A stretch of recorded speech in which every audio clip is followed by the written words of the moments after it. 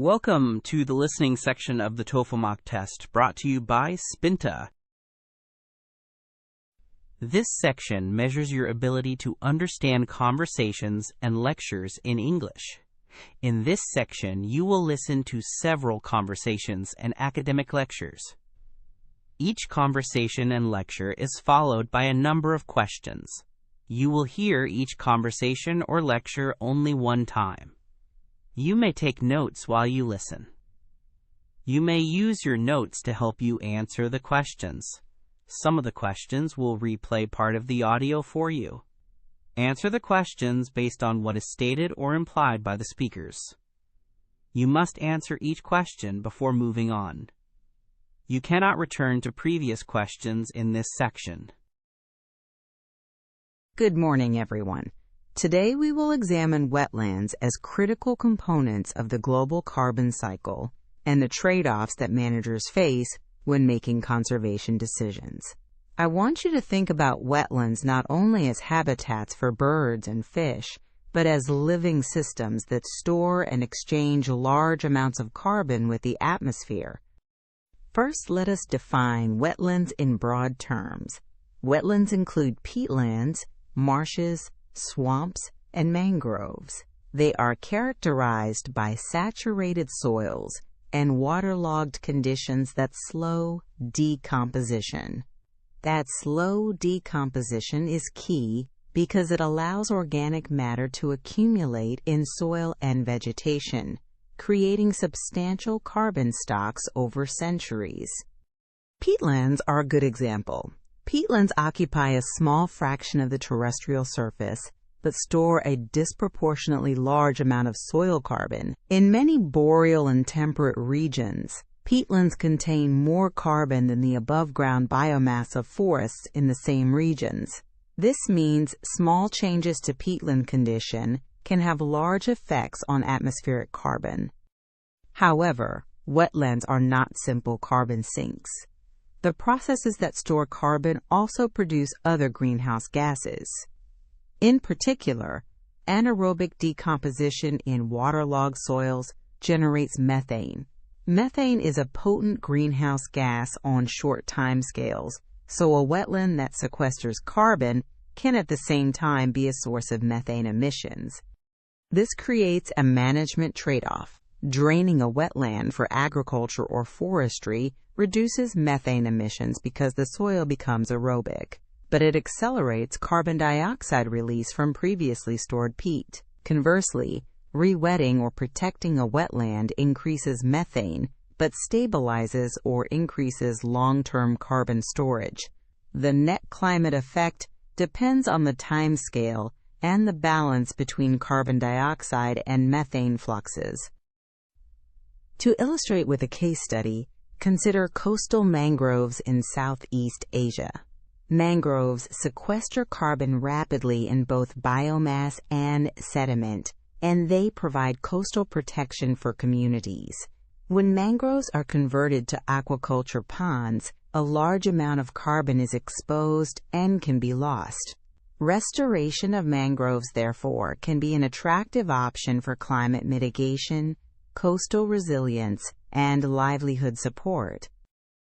Mangrove restoration often provides a high return because it protects coastlines and stores carbon while supporting fisheries. Another example is freshwater marsh restoration in temperate zones.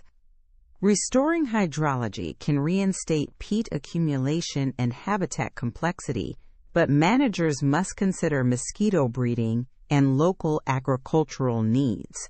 In other words, ecosystem services are multiple and sometimes conflicting. We also need to think about measurement. Carbon storage is often expressed as a stock, the total carbon stored in soil and vegetation, while sequestration is a flux, the rate at which carbon is added each year. Remote sensing and field sampling complement each other. Field cores measure peat depth and carbon density, while satellite imagery helps map extent and change over time. Policy instruments are critical to align private incentives with public benefits. Payments for ecosystem services are one mechanism. Under these programs, landowners receive compensation for maintaining or restoring wetlands because society benefits from avoided carbon emissions, flood protection, and biodiversity. There are also regulatory approaches such as protected area designation and integrated coastal zone management. Finally, scientists and managers must evaluate net greenhouse gas outcomes over appropriate timescales. Short-term increases in methane may be acceptable if long-term carbon accumulation and risk reduction are substantial.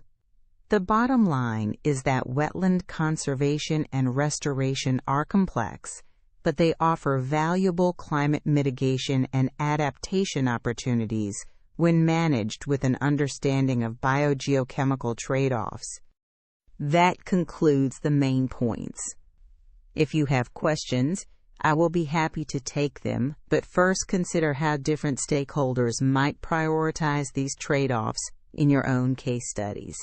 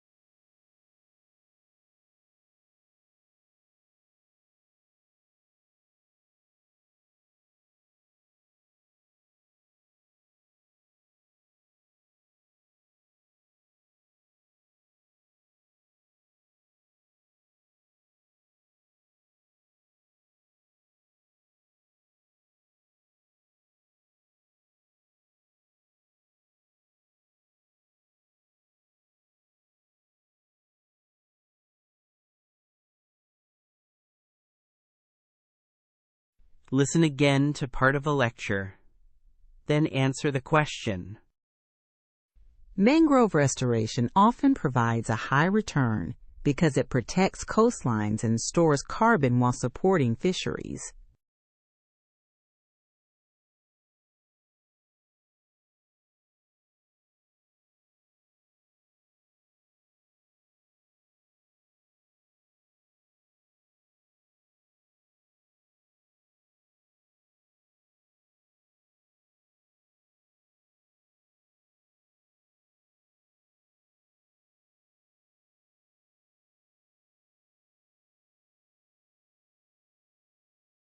For more TOEFL mock tests, as well as IELTS and Cambridge practice, visit www.spinta.org.